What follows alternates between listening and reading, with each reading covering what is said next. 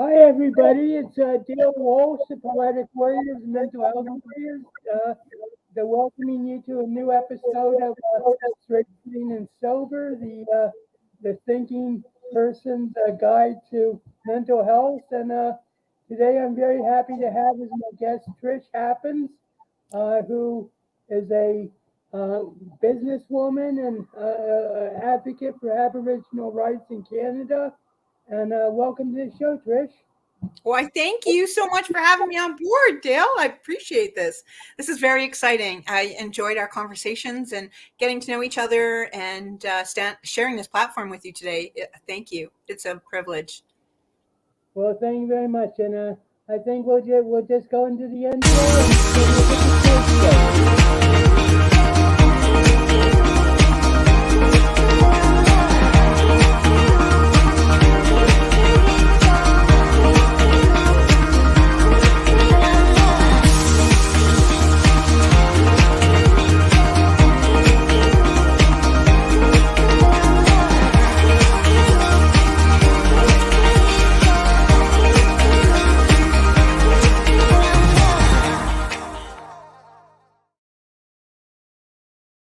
Great, here we are, and so Adam was like chatting me up yesterday on his show, so I feel like a big obligation to like really come. He did something about like the power of words, or something like That was that. very exciting to watch. Yes. Yes, I really I watched the episode with the two ladies on there, Right, Andrea. and Yeah, I have to so say, go ahead.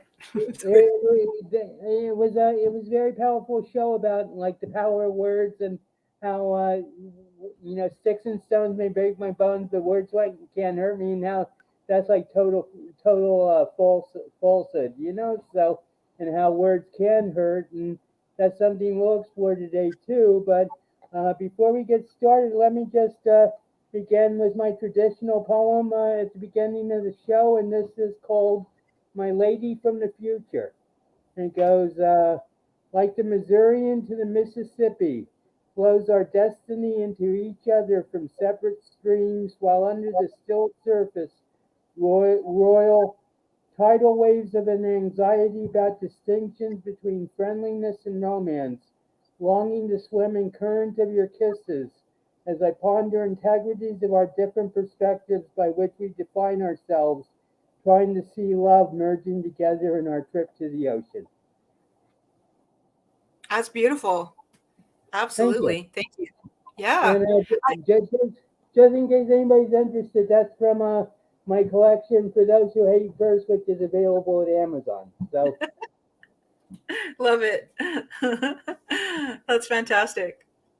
So Trish, people know about me, but why don't you tell people about yourself, about your background, about your business, and about your advocacy for Aboriginals, and where that comes from, and your own history, and basically what's going on in Canada. What's going on in Canada? A lot of smoke right now. Not kidding. I live currently in Penticton, British Columbia, and moving to the coast in a couple weeks. But you know what? Trying to go for a jog or anything right now, we're getting a lot of smoke from the American fires, and all that is coming right into our area. So it's a little overwhelming to say the least. But you got to find other things to do and whatnot. So about my business, I started my business a couple years ago. I've worked in Aboriginal organizations for the past 30 years. And going through some of these things and whatnot, I've taken a lot of lessons from the places and organizations that I've worked with and turned it into workshops. And being able to help organizations grow and glow, get through the stigmas of colonization, of like really stepping into the ABCs of reconciliation. So A is autonomy versus non-autonomy. B is being the Indian. C is culture, right? We're not, just because we're Aboriginal or Indigenous, it doesn't mean we're all of the same culture. We all have our own gifts and our own beliefs and medicines, if you will, right? Right. And um, one of the biggest things, like what caught my attention in reference to words have power, is understanding that, like, and our words can heal people, our words can heal ourselves, right? And so I find a great fascination when people start going in that realm of thinking and believing. And then there's also me working as an advocate for those with special needs, and those who are working through their traumas, right? We're responsible for our own healing journey. And I find right now what ends up happening a lot, and I'm guilty of it myself because I went through my healing journey. I'm not poking at anybody. I'm just stating, what I've been through and now what I'm seeing. And during my healing journey, I had to look at me. I stood there for probably decades blaming everybody. It's your fault. You did this, and just projecting that blame outward. Well, one day you end up having to sit with yourself and look at your role and your part in everything in your life, and you Right. either heal and grow, or just sit in the mar and continue, being stinky, as far as I'm concerned, right? Because that's what ends up happening. And when we're sitting in the mar of things, we're hurting people. And what I'm finding is that's happening a lot in social media is the justification of these behaviors. Oh, hurt people. Yeah, okay, so stop giving them a pass, right? I had to Right. do my work, so does everybody else. But it's not fair that, good people are getting hurt. It's just not Right. fair, because now you're perpetuating a chain of reactions because of your own hurt. And I'm Right. not saying that children aren't, hold that accountability, but they grow up and their accountability comes to making that change of healing, right? And so that's where we have to become accountable to our own being and our own journey and our healing works and our words, right? Because you guys were talking about this yesterday, about how our words have power, and how, they start as little as us being children, and words being projected on us by hurt adults. That's what it comes down to, right? Is hurt adults. And so when you see that happening and a child is bearing that moving forward and then becoming a parent and then, a grandparent or what have you, and nothing's changed. Nothing changes until something changes, right? So Right. that's my gripe on that soapbox. Well, Yeah. you brought up a few things that sort of made me think. First off, one of the, people say there are a lot of pandemics besides COVID. There's a pandemic of prejudice and stigma, and I mean, even in my in my day job, if you want to call it that, is the pandemic of financial illiteracy and how people just don't know anything about money, so they can't make any money, and they're perpetually put in the cycle of living paycheck to paycheck because they don't know any alternatives, and then there's the pandemic of victimhood, and I think that's like one of the most destructive, and it's also one of the most prevalent because I mean the there are like two levels that people talk about, about how the universe treats you. There's the universe does something to me, which is the victimhood, or does something for me, which is sort of like accepting the universe. But there are higher levels of that too. There's like the universe is acting through me, where you take on like a world centric point of view, sort of, and instead ethnocentric point of view instead of an egocentric point of view, and you just like let yourself be an instrument of God or the universe or whatever you want to call it, and that that's a big step, but ultimately, I think that one of our biggest problems is this victimhood, and everybody wanting to blame something or someone else for their problems when actually, we all create our own reality, and 100. everything comes from within. The external is a reflection of the internal. It's not the other way around. So if something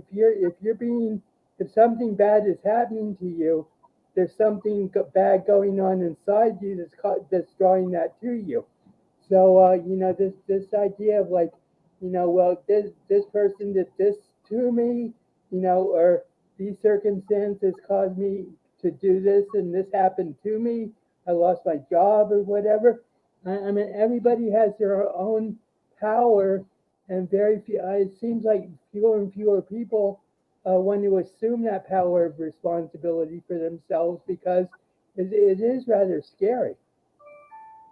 Oh, you know what? Thank you for sharing that, because you know what, you're right, and we need to change our perspectives. Is where I'm sitting and observing, right, and noticing a lot of things. Like going through COVID. COVID actually catapulted my business, if you will, into remote communities and such, because people just had to pick up their phone or log into their computer and jump on one of my workshops that their community is sponsoring, right? And listening to a lot of people going through where they are, you're right. Many people have sat in that place of victimhood and like, well, if they didn't do this to me, this wouldn't have happened. Okay, I understand what you're saying and I understand where you're operating from. What do you want to do to change that? Right? Right. Well, they need to. Whoa, right? This is where perspective comes into place. And I was grateful that I had a coach that I was able to glean into to help me change my perspective, because I got stuck in that. I'm not going to lie. We go through our healing processes differently. And in the beginning, the first thing that we're doing is projecting blame, blaming everybody else, because we're afraid to look at ourselves. Because the moment we look at ourselves, the moment we identify our roles, our responsibilities, and our responsibilities to become healthy.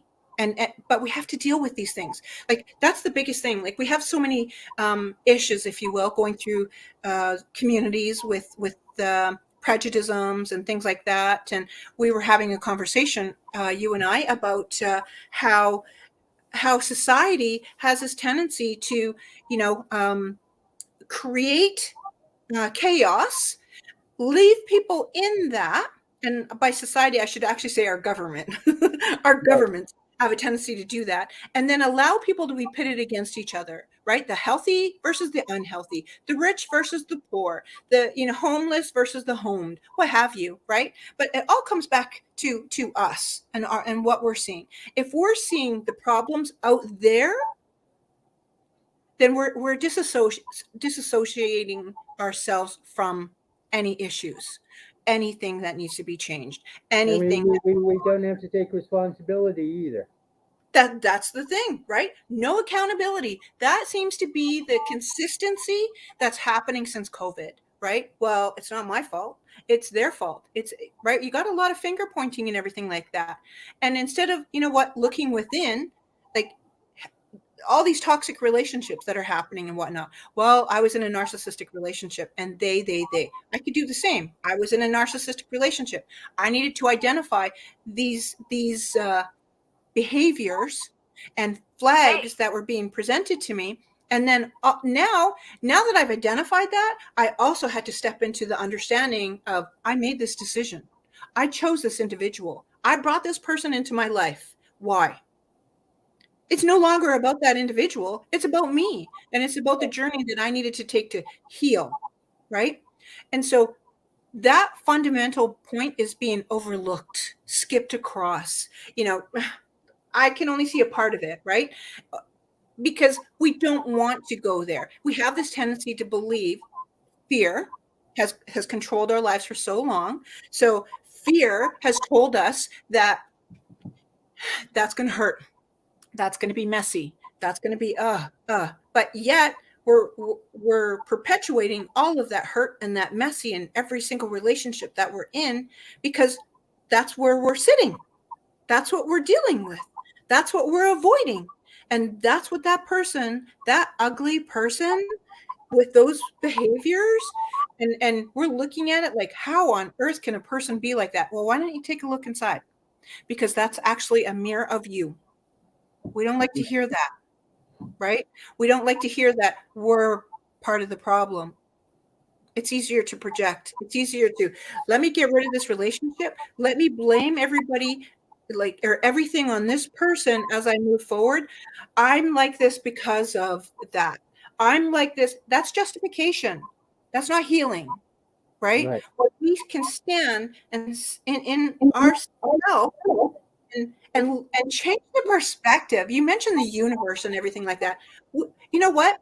It's within us. We are the universe. Yeah. I am my own universe, right? And when I'm relationshiping or what have you, worlds collide or worlds, you know what? Grow together, build together. And when we change that perspective of understanding, it's actually mind blowing, if you will, because now we look at things grander and bigger instead of, like this microcosmic thinking. I am I have all these problems and this is what's going on. My life is just, perpetuating more pain. Everybody is a problem. If everybody did what they said they were going to do, we're focusing on that. And guess what? We're going to get more of that. Right. Right. Or we can say, you know what? The universe is working for me. I love how you shared that. Thank you. That's a beautiful statement. The universe is working with me, right? For me. That's a change of perspective. If we're saying it's working against us, 50,000 different things are going to come against us. Our thoughts carry power into the universe, into our being. And Right. we perpetuate that into our energy will show up before we do in any realm, right? Positive or negative, right? Faith or fear, however you want to look at that, or however you want to view that perspective, right? What does your lens look like? That's what it comes down to. What does your lens look like? Mm-hmm. Well, I think this is a quote that's attributed to Einstein. I'm not sure he said it, but he says, the most important decision a person can make is to decide whether the universe is is kind or not, whether we live in a cruel or a kind universe. And it seems like more and more people think the universe is cruel. I mean, but on the other hand, a lot of people are waking up. I mean, that's the good news. A lot of people, Yeah. I think that we're living in an age where, like, I mean, whether it's because cosmic rays are coming down and transforming everybody in the earth and everything, or it's just like it's part of the evolution of mankind. But you're watching I never watch the news, but you watch the news and everything is so negative. But where I go, everything is so positive and people are like filled with such a feeling of hope and optimism because things are changing on a personal level, but the powers that be are trying to suppress that so hard because they don't want to lose their power.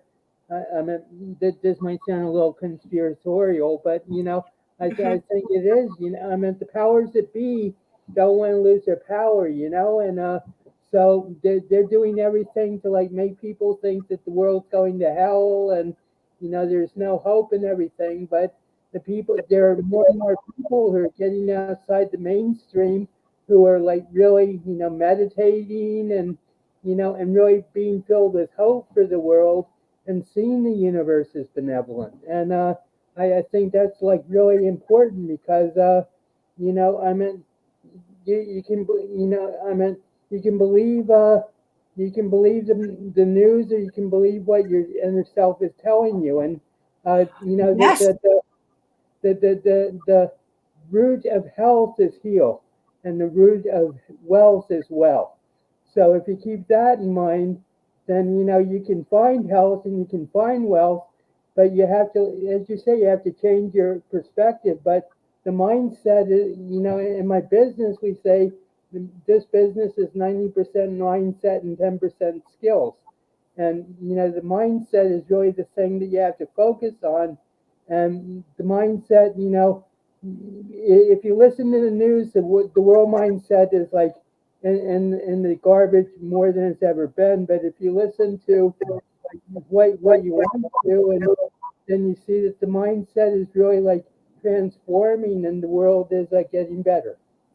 100. You get what you pick. If you pick to choose and listen to society, you're going to be chasing your tail forever, right? If we have this innate gift called intuition, right? It has been placed in each of us, and we have a tendency to look outward for these answers. To, do you have my answer? Do you have my answer? You ever remember that one little childhood book about the duck who's running around trying to find, are you my mom? Are you my mom? Right? Asking everybody for that information. And I thought that was the cutest, saddest little story in the world, because we do that. And that begins from childhood. That has been instilled in us in these ridiculous little nursery rhymes, right? And so it's formulating and it's conditioning and all of these things. So now when we're adults, we have already been told not to think for yourself, right? We've already been shown that if you do that's a conspiracy theory. If you do that, like, that's going against the grain. That's going against society. That's putting you in this category, right? And so I find it really interesting, like, especially lately, paying attention to, behaviors, like patterns. If you're paying attention to patterns, you'll always know where you stand. That's the reality, right? Because patterns continue in a pattern, and you've seen it play itself out. It's going to be no different with this person. Maybe a tweak or two, because everybody has a little bit of understanding, but also have that conditioning, right? And so when you pay attention to the pattern, you know where you're operating from. And I do that a lot in my work, right? Is I pay attention to the patterns. If I've got a group setting, I'm listening. I'm absolutely listening to what everybody has to share.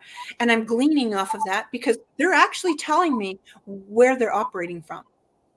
And that's telling me where I need to direct and focus my workshop to address and get to a place where they're going to understand, right? If I wasn't listening, I could just sound like a talking head and be firing, today's material that doesn't even pertain to any of them. But because I listened to them, I've adjusted it and I've met them where they are. And now we can go someplace, right? We can grow someplace. And I find that so fascinating when we look inward. We all have the answers. If you ever go to a psychologist, a counselor, all they're doing is listening. You're actually sorting this stuff out, right? They may throw a few little suggestions here and there, because, many of us didn't get those memos growing up. I understand that. So when we're open to, now we're opening up, we become open. And now when somebody drops a nugget, if you will, there's those aha moments. And that's where the change begins. That's where that filter starts getting cleaned, right? That's where we're like, oh, I'm actually seeing something different. I'm actually understanding something healthier. I knew that all along. Yes, you did. But, the powers that be, the toxics, the abusers, and everything like that entered our lives and did what they did and changed that lens. So now that you know that and you're working on your healing, it's not pinpointing the blame, it's identifying where that hurt happened. Right. And sorry, go ahead. No, go on. I'm sorry. And not spending time trying to figure out their story. Oh, they did this to me because, no, it's none of your business. It's none of your business why they did what. All you need to know is, this is what happened to me, and how do I move forward from here? Right. Right. Well, that's basically what happened to me. I came up with a joke, which I thought was the funniest joke I ever heard, which I ever came up with, which was, "Hi, I'm God," and then I would see how long it was before I burst into hysterical laughter, because how could God be 5'8"? And I thought it was the best joke I'd ever come up with, and so but within a week I was in the mental hospital in New York City. After a successful freshman year at Dartmouth College, and so since then I've been on a mission, to be myself. But people say be yourself is like it's an easy thing to do, but to really be yourself and to know yourself is probably one of the hardest things there is in the world. And we were you mentioned this in passing, but change is very anti-ego. The ego is here to protect you and to keep you safe. So, if you do the work to change and do the necessary work to continue to grow, then you're going to be at odds with your ego. And that's what I was talking about, an ego versus an esocentric point of view. But ultimately, if you change enough, then you reach that point where you're working for the world and for the betterment of the world rather than just for your own ego gratification. But ultimately, you, being myself is like the hardest thing you can be, because it flies in the face of all authority. I mean, I don't blame authority for taking me away, but I see that they feel it was necessary, because I was like out in their eyes, I was out of control. And when I'm out of control, then they can't control me. So therefore, they have to do something to pull me back. Mm-hmm. You know what? I understand what you're sharing, and that's where the fears come in, right? If you Right. have um, gone through something as you have, it is traumatic, and it affects your thought process in reference to how do I behave. Your gauge is suddenly, you know what? See how society steps in, just like that. Society says I'm not allowed to behave this way because I will end up being taken away. I will end up. We already have a script going through your mind, right? And so now knowing that, that's where the struggle comes in, because we're trying to get into authentic self. Okay, I'm going to use this as an example. Being Aboriginal, I go through a lot of conditioning, and I go through a lot of preparation just to go somewhere. And I shared this, like when I went to the hospital, and my ex is Slovak. He's non-Aboriginal. He would get so frustrated with me saying, "Why do you have to like put your makeup on or do your hair and stuff before we go to the hospital?" And I had shared with them, I said, you think from privilege. You can go to the hospital, you will get seen, you will get treated, you know what, you will be heard. That is not the same for me of race. And so I needed to teach my ex how to be empathetic, how to be understanding, and how to, you know what, stand beside me with his voice, because I was left in a hallway deemed drug seeking because I was just a dirty Indian, is what was overheard. I had to take this to the college of the physicians, board of physicians, right? Because it was like, no, no, no, no, you're messing with the wrong person. I have a voice, and I'm going to stand up for myself and anybody else that ever goes through this. If I go to the Royal Alec in Vancouver, no, that's Edmonton. If I go to, Royal Columbian in Vancouver or Surrey Memorial, my name is flagged. And guess what? They do not treat me badly ever again. And that was because of the work and effort that I had to put into place, going to the powers that be to help them see me, as a human being, not as what society has deemed me to be, right? So it's frustrating because I have 4 children who are part Aboriginal, and 2 have that Aboriginal look to them, like me, the dark skin, dark eyes, and everything, right? They're not fair. And so they go through those issues, but I've had to teach them how to stand up for themselves. I've had to teach them how to advocate for themselves. And that's going, let's go forward with that, and helping them understand. So, and understand, the history of our people. And that's what's missing, is the lack of understanding in the history, the lack of healing, and now add our voice to that equation, right? That's when you will be heard. We're not going to be heard right now because we're unhealthy. Many of the Aboriginal in our community. So because they haven't done the work, because they haven't healed, they sound crazy.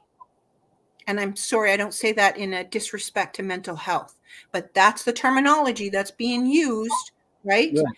Unstable. They're this, they're that. And it's because they're not healed. So they're only being heard by that filter. Right. right? Yeah. So I agree. I understand exactly what you're saying because I was hospitalized 15. Well, this is something I say with pride. I was hospitalized 15 times and I was discharged 15 times. So, that was a big victory for me. But when I first started going to the hospital, it was like people would be so condescending and patronizing and sort of like talking to me like a 4-year-old, and it's like I would say, what? Why are you talking to me this way? Why can't you talk to me like an adult? And they just assume that because of a diagnosis that you're like on a lesser level of intelligence. And the fact is that a lot of it schizophrenics are super intelligent. That Yeah. I mean, I had a friend who was a schizophrenic, and the doctor told him schizophrenia is a disease of intelligence. It's like, and I just, but I want to address something that Adam asked. He says, "How important is the power of listening?" What do you think Oh, about that, good. too? Thank you. Yeah. How important, it's paramount, right? Because if you had met people during your stays at the hospital and they actually listened, the outcome would be so different, right? If I met people in the hospital and going in and I'm sharing why I'm essentially there and not being judged by my presence, or not being judged by my mental health, or not being judged by, right, like anything, but just seen as a human being and being heard, it's intrinsic in us. We need, as humans, we need to be seen, heard, and valued. Those are the three major things that when we experience those, we have that sense of wholeness. We have that sense of, right? Okay, I'm heard, I'm seen, I'm valued. And now we can be vulnerable and we can be open and we can share where we're operating from, what we're dealing with, what's happening to us. But when you go into a hospital with fears, because if I say this, that's going to set them off. If I behave this way, that's going to set them off, because you've already learned how to um, um, respond to their lack of listening, Right. right? And that's so sad, because it's like that in so many cases. Mental health, prejudice, classism, like name it, right? Where's that common ground? Where's that, right? You were talking about the genius zone. Hey, if this world if this world, and I mean world, not just our country, our community, your community, if this world just entertain the idea of the genius zone. Like, I loved that you brought that up, because it was something, and I kind of send people on a little bit of a because my place of operation is love. Pardon me. It's love. I do that in my work. I do that in my parenting. I do that in I'm now doing that for me, right? Before it was everybody else but me, but now I should actually say I'm doing that for me. I'm doing that for my work. I've leveled the playing field and operate Right. from that in facets of my life, right? And for those of you listening, if you're trying to understand what the genius zone is, it could be your language, it could be your home, your culture, it could be your college degree, it could be your work experience, your passion, if you will, of your, like, and skills and traits and experiences all combined. That's what makes you you, right? That's what makes you your amazing you. And if I'm looking at you, Dale, and seeing your amazing you, how could I see anything else? Right. Could I see anything else? Right? Society has twisted our lens so much. And again, we go back to these memes of hurt people, and oh, it's not your fault, and oh, all this stuff and everything. Right? We need to change the culture and bring Absolutely. to that. Yeah, I love that. When you brought up um, what was that called? The genius zone. I had to chuckle inward because I'm doing a presentation next week in Edmonton, and one of the keynote speakers on mental health, and I wanted, like everybody targets about, what's, this and this. I wanted to take a different approach, and I want to share that love of understanding, of operating from authentic self, healed self, gifted self, right? And educated self and understanding self, and put self-love stuff, self-love self, and putting that all together, and being seen as that, Right. and addressing our mental health from that point of view, because we're seen, Well, we're heard, I valued. I feel my genius zone really is like my recovery, and that's why I started my coaching business for the families of schizophrenics in the first place, because I felt that the pay I hate this word, but just for ease I'll say it.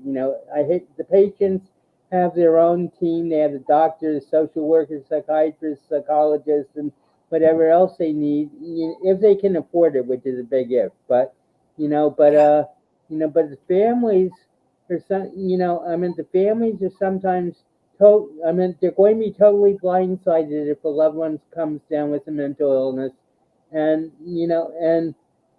I call them the forgotten victims of mental illness, because they they need help often more than the patient, because the patient can be like in oblivious agnosia, and just like say, well, there's nothing wrong with me, and I don't see why everybody's getting so upset. Meanwhile, he's like locking all the doors and closing all the windows and turning off all the lights because he doesn't want the FBI to see that he's at home and everything. And the family members are going, that they have like no idea how to respond to this, because it's so off the, it's so unconventional and basically off the wall, and they can see the psychosis, but the person with it can't see the psychosis, and so consequently, it's just like you know, it's what it's I don't know exactly what I'm trying to say, but basically, it's the perception of the person who's ill is like so diametrically opposed to what society is saying is correct, that the family gets caught up in believing in society, and a lot of times they sort of abandon the loved one. But and that's what I try to do, is like help them understand the illness. And my genius zone is having come from 15 hospitalizations and everything, and seeing the illness from inside out, so I can explain it to them. And I really feel that that's really my mission in life, is to make schizophrenia not acceptable, but at least understandable to Good. people, so that they don't get scared. Because the first reaction when you tell somebody you're schizophrenic is terror. I mean, and it's made my romantic life terrible, and among other things, just because you tell women, I mean, whether you tell them on the first 5 minutes you see them, or you tell them after 2 years of a relationship, a lot of women are just freaked out by the idea of schizophrenia, and they don't look at the behavior; they just look at the label. I guess that's what Fear of I'm the saying. unknown. Yeah. Fear of the unknown, right? You know what, Dale? I commend you for um, having the strength and fortitude to be able to take all that you've experienced, and turn that into something amazing to help other people understand. Right? We have schizophrenia in our family, and my nephew, when he was diagnosed, and on this side of, like, he was in the hospital, and on this side dealing with family members and such, the fighting, it's your fault, it's your fault, it's this, it's that, and everything that happened, and helping everybody get to this place of calm and understanding, that it's nobody's fault, and now let's step into this place of understanding, and so they can be present for my family member to be able to come home to them, and to pay attention to, his needs and such. Like, he's a teenager, right? So paying attention to his needs and such like that.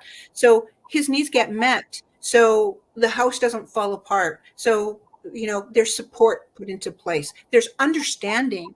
And many people don't get that, right? Like you said, they go by society's norm of fear informed, as opposed to understanding heart informed, right? So the fact that you go through everything that you've gone through, everything you've gone through, and you take that and turn that into a template of understanding is amazing. So I commend you for that, Dale. I really do, because it's a need in our community. One thing I would like to do is the community that I'll be working in is be able to put like your time slots on the newsletter. So this way people get to come in and, hear what you're sharing and be able to glean and understand, because I think it's important. This is an amazing platform. Definitely. Well, that brings up something that I wanted to talk about from the beginning. But you deal with communities instead of individuals. You said you worked one-on-one for a long time, but now you deal with communities, and Yeah. I think that's I think that's probably a distinguishing mark of your company, because most people, I don't know for sure, but I think it's very impressive that you take this message to the community, and it's admirable to try to help people one-on-one, but to take it to the community and to help the community understand and to grow, I think that's like great work. Oh, thank you. And you know what? It's breaking past stigmas, right? Of shame, of blame, of personal humiliation, if you will, or embarrassment, right? Because when we go through life and we're told, oh, this or that society, right, and we start to like close off, isolate, and try to deal with things on our own, and without the proper information, right? And so when we do that, we become a detriment to our own self, right? To our family, and because you only know what you know until you know, right? So I think that's a big deal. When I started working with groups, I started seeing people looking to the left and looking to the right and realizing, oh my gosh, I'm not alone. No, you're not. You're not alone on this. And what you're going through is, this, and you're not going through it alone.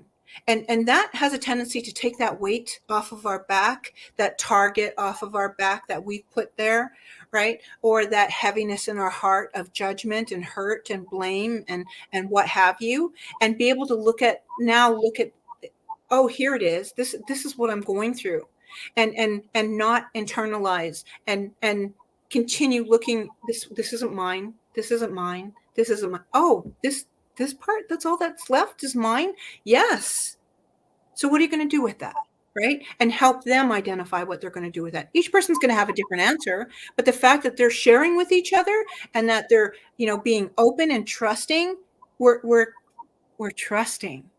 So Right. now we're learning to trust ourselves, right? We're learning how to trust, that people do care, instead of, oh, no, let's not look over there. Oh, no, let's close the blinds. Don't talk about that, because everybody in like Aboriginal culture, right? Because of residential school, they, there were so many, like they were parenting from trauma, right? I was raised by my grandparents. My grandmother would tell me, Patsy, you talk too much. You have a mouth. You say what's on your mind. That's going to get you killed. You know why? Because that's what she saw in residential school. She saw another child being killed because they had a voice. Right. So because I had a voice at 5 years old, my grandpa took my voice away from me and gave me the biggest spanking you'd ever know. And it took me until I was 50 to have my voice. That's a long time going without your voice, right? Advocating from passion and compassion is one thing, but advocating and having your voice, wow, right? There's a whole different, now the that definition we were talking about earlier about uh, uh, what the universe is doing to me or for me changed. Completely Right. changed. Yeah. Well, I tell this story too often, but basically, when I was first hospitalized, I said to my doctor, I said, why am I in here? Which is like classic denial or whatever you want to call it. But I said, why am I in this mental hospital? And he said, well, if you broke your leg, you come here. You come to the hospital, right, Dale? I said, yes. And he said, well, you broke your brain. And Aw. that was like the cruelest thing that anybody ever said to me. I mean, it took me years to realize like how like rippling the effect of that statement was to me. But basically that's where I lost my voice, and it took me 35 years to get my voice back because Yeah. I was just like getting deeper and deeper in the psychiatric system, and and the beliefs of the doctors that I was delusional and schizophrenic. And when the doctor said that to me about the broken brain, uh, that was like at a time in 1975 where psychiatry was really in the dark ages. And Yeah. when they said your brain was broken, they meant that permanently. And they didn't see like there was like no sense of hope or anything for if you were diagnosed with schizophrenia. And thankfully that's changed a lot, but still, I mean, people get the diagnosis and they say, what can I do? Why did you do this? And you mentioned blame and everything, and that's one thing that's crucial to understand about like especially schizophrenia, but mental illness in general is that there is no one to blame. Yeah. I mean, people say there's a genetic component and everything, but ultimately, there is no blame because schizophrenia is a beautiful disease. It's totally democratic. It can affect anybody, and it's like and the bottom line is nobody knows what causes schizophrenia, and nobody knows really what schizophrenia is, and it's like so all these doctors and professionals are working in the. I think of there was a quote by a famous psychiatrist when schizophrenia first came out as a diagnosis, and someone asked him, he said, how would you deal with a schizophrenic? And he says, schizophrenia, isn't that the diagnosis that has no cure? And they said yes. And he says, why would I like try to deal with something that has no cure? And that was basically the thinking about schizophrenia for a very long time, and that's what I'm fighting, and that's what where I'm making my stand is I'm a living example of the potential a schizophrenic can have, and to overcome the illness. But the motto of my company is recovery is always an option, but the key word in that is option, and you have to be willing to do the work and be willing to put yourself through the trials and the changes necessary to get back to health. That a lot of people, even a lot of people, normal people, aren't willing to take, much less people with a mental illness. You know what? Two things I want to share to that. I mean, look at the 50s, right? In the 1950s, they had no understanding of schizophrenia or anything like that, any mental health. And what they did is they would lobotomize, or they would, adjust the brain or shock it, right? Thinking that that would make a difference. Now we're fast forward, we're starting to identify, these different places that we operate from, because I'm not about labels at all. My son has been labeled high functioning autism, and his entire life I've advocated for him, and tore up that label. And I said, my son is not a label. He's a human being. He sees the world differently. You guys need to conform to his way of seeing things instead of trying to make him conform to the way you see things. That's an ultimate form of acceptance. That's an ultimate form of acknowledging a person's different. And so going through that, I had been told that my son would never graduate. I needed to accept the fact that he was, here. And I'm like, no, no, my son deserves the same education as everybody else. And I made sure of that. My son graduated high school, 82%, being told he would just get a certificate. No, no, he got a high school diploma. He's on his way to university. right? Because I don't believe we fight enough to be seen as who we are versus the labels. Labels is like, here you go, right? So the fact that you have taken your life and knocked it out of, out of the cookie cutter, if you will, and said, I'm far more amazing than that. You've identified that you're a genius. You've identified that, you can overcome and work through. And you've also identified that there are some things that you have to take into consideration to self-care you. There's that's where everybody needs to get to, right? We all fall into that mental health category, if you will, whether it be a sliver or a slice. Right. How we manage is the ultimate outcome, right? How we manage, right? Like I have ADHD. Okay, I said it. Now everybody's going, oh, that makes sense. No wonder she's like this. Yeah. I refuse to go on medication because why should I alter my mind to accommodate other people? Right? That's how I look at it. I mean, I can't say the same for, people who are going through schizophrenia.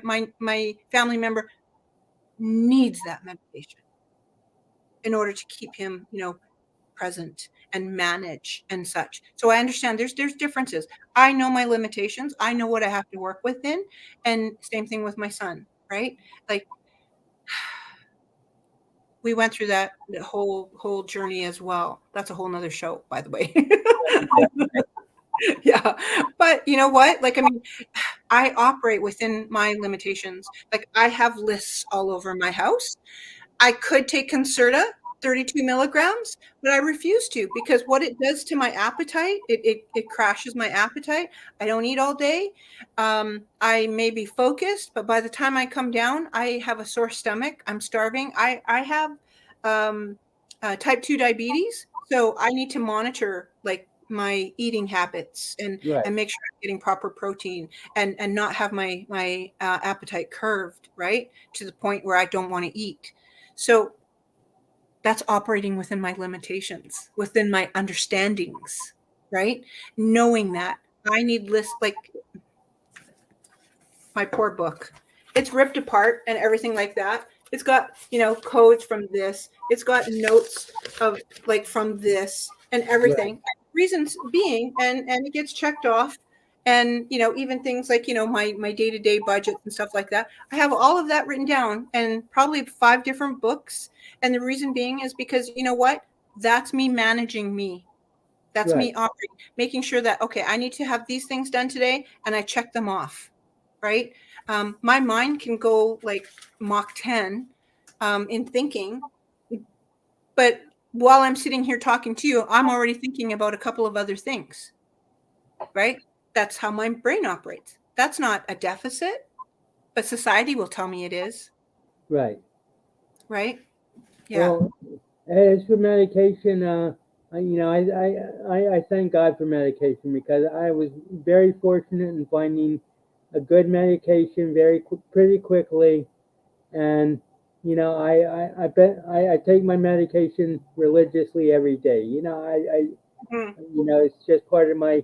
That's the first thing I do in the morning is take my medication. But on the other hand, I was on 30 milligrams of my antipsychotic for 40 years, and in the last 3 years, I've titrated it down to 10 milligrams. So, I've had no bad side effects of that, but also it's just like, when I was taking 30 milligrams, I needed it. But, schizophrenia, what they do know is it makes the neurotransmitters in your brain fire. So, without without the analogy I used to use to explain how my brain worked was, without medication, it's like I'm taking a hit of LSD every 4 hours. And it's just like your brain keeps firing into places where you can't control your thoughts and everything. And but ultimately, I think there is too much medication, and I admire the fact that you do without it and everything. But that's this is like a completely different show. But basically, but basically, the doctors are so overwhelmed with new medications that there's no way they can keep up with them, and the pharmaceuticals have become the doctors, and that's a Yes. that's a real crime. Well, see, here's the amazing thing, Dale, that you point out and share. You know, through experience, if you don't take your medication, what happens, right? So through experience, it's necessary.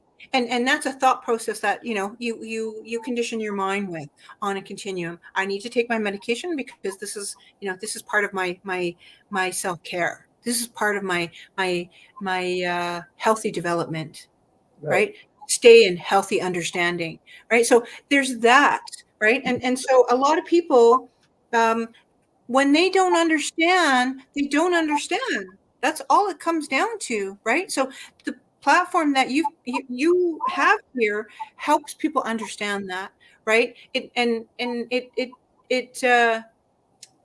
eliminates the judgment. It eliminates the less than feelings or what have you, the feelings that come up with people The who stigma who too. you know powerlessness, the stigmas.